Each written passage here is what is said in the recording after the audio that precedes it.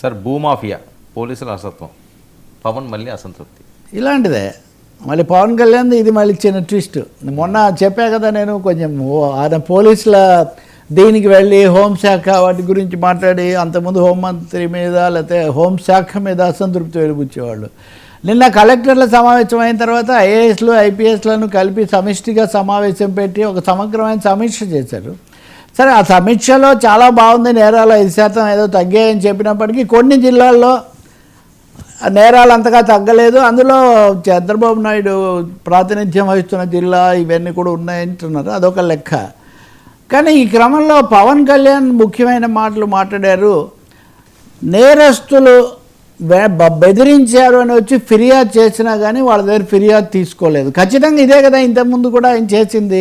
అంటే మళ్ళీ back to the pavilion లాగా ఇంతకుముందు పిఠాపురంలో చేసింది ఏదో ఆయన మళ్ళీ చేస్తున్నారు. నేనేమి అంటే మరి మనం మాట్లాడేవే కావచ్చు, లేకపోతే ఇంకా అనేక మంది పవన్ అనితకు క్లీన్ చిట్, అనిత కంటే హోం మంత్రికి, నాట్ పర్సనల్గా ఆమె కాదు, క్లీన్ చిట్ అంటే నేను క్లీన్ చిట్ ఇవ్వట్లేదు, క్లీన్ చిట్ వెనక్కు తీసుకుంటున్నారు. మళ్ళీ పోలీసు స్టేషన్కి వెళ్ళి ఫిర్యాదు ఇచ్చినా చేయడం లేదనేది ఇది నెంబర్ 1.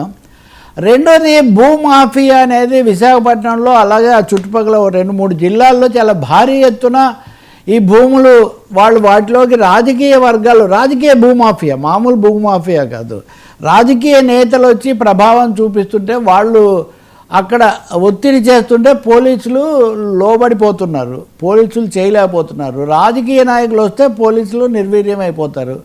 కాబట్టి భూమాఫియా మీద కఠినమైన చర్యలు తీసుకోవాలి అని ఆయన చెప్తున్నారు. ఇది నిజానికి బహిరంగంగా చెప్పాల్సిన విషయాలు ఏం కాదు.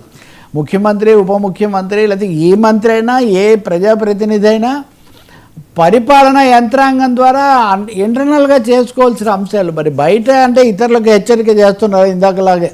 ఇవి 2 హెచ్చరికలు ఒకే రోజు వచ్చాయి వర్మ గారు, మీరు అది గుర్తించాలి. అక్కడ జగన్మోహన్ రెడ్డి హెచ్చరికలు ఇవన్నీ, ఇక్కడ వీళ్ళు అధికారిక వేదిక మీద నుంచి చేయటం. నేను ఆ సమావేశం కొనసాగడమే కాదు, మీరు ఆసక్తికరమైన వార్త ఇవి చూస్తారు.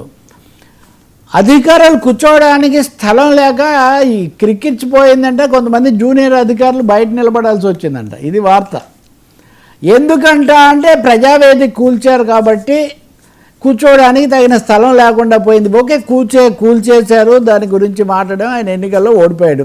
సార్ వీళ్ళు 1.5 ఏళ్ళు అయింది కదా సార్ అధికారానికి వచ్చి, 1.5 ఏళ్ళలో కూర్చోడానికి కావాల్సిన ఒక అకామిడేషన్ చేసుకోలేరా? నాకు జర్నలిజంతో పాటు సంస్థలు నడిపిన అనుభవము లేదా ఇట్లాంటివి కూడా ఉన్నాయి, మీరు కూడా చూస్తుంటారు. ఒక్క ప్రభుత్వము, అందులో చంద్రబాబు నాయుడు లాంటి విజనరీ ముఖ్యమంత్రి ఉన్న ప్రభుత్వము, ఈ వార్తలు రాసేవాళ్ళు వీళ్ళ అతిభక్తితోనో లేదా అత్యుత్సాహంతోనో నెగిటివ్ ఇస్తున్నామా పాజిటివ్ ఇస్తున్నామా కూడా వాళ్ళకు తెలియని పరిస్థితి. ఎనివే అలా వాళ్ళు బయట కూడా ఉండి వినాల్సి వచ్చిందంట.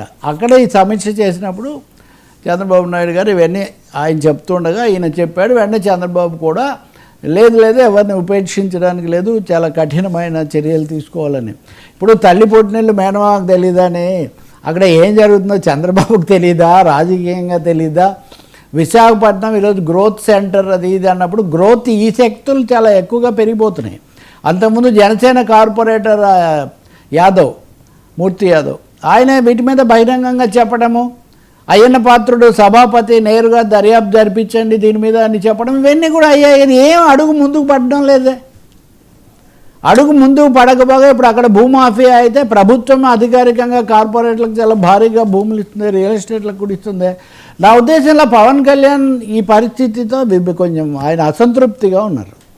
ఈ భూ సంతర్పణలు అది కూడా అధికార పార్టీని ఆశ్రయించుకొని కొంతమంది చేస్తున్నది. ఇంకోటి ఇప్పటికి కూడా చర్యలకు వైసీపీ వాళ్ళు కొంతమంది మీద చర్యలు తీసుకోకపోవటం. పొద్దున్నే బయలుదేరి స్పందించారు విశాఖపట్నం మాజీ ఎవరు ఎప్పుడు మాట్లాడతారు కదా, గుడివాడ అమర్నాథ్ ఇవన్నీ మీకు తెలిసే జరుగుతున్నాయి, మీరు చర్యలు తీసుకోకుండా అక్కడ చెప్తే ఏం లాభం, మీరు గట్టిగా వ్యతిరేకించని పవన్ కళ్యాణ్ గారు మొదటిసారిగా గుడివాడ అమర్నాథ్ పవన్ కళ్యాణ్కి చెప్తున్నారు, మీరు గట్టిగా నిలబడండి, మీరు ముందుకు రండి అని. అంటే ఈ మధ్య కూటమిలో కొంచెం ఐక్యతరాగం ఎక్కువగా ఉంది, పాజిటివ్ అయిపోయారు. ఇదంతా ఉన్నది కాస్త నిన్న హఠాత్తుగా ఆయన ఈ విధమైన అసంతృప్తి వెలిపుచ్చటం మటుగా అందరిని ఆకర్షించింది. ప్రతిపక్షాలు అంటే లేకపోతే వైసీపీ అంటే లేదా కార్మిక సంఘాలంటే ఏదైనా అనొచ్చు. పవన్ కళ్యాణ్ అన్న తర్వాత ఎందుకు ఈ పరిస్థితి ఉంది? మరి ఇది కూడా సమీక్ష చేయాలి కదా. 2 రోజులు సమీక్ష తర్వాత కూడా ఇలాంటివి వచ్చాయంటే, ఇంకోటి చంద్రబాబు నాయుడు స్వయంగా ఆయన నాకు సంతృప్తి లేదు అనే మాటతో నేను ముగిస్తున్నానని చెప్పాడు. ఇది కూడా చాలా షాకింగ్. కలెక్టర్లకు షాకింగు, అధికార పార్టీకి షాకింగు. నాకైతే సంతృప్తి లేదు, దిస్ ఈజ్ మై వర్డ్ అని చెప్పినట్టుగా పతాక శీర్షికలు కనిపిస్తున్నాయి. మరి వేడెక్కడం అంటే ఇది కూడా వేడే కదా. వేడి కేవలం జగన్ మాటలతోనే కాదు, పవన్ మాటలు వేడెక్కిస్తున్నాయి.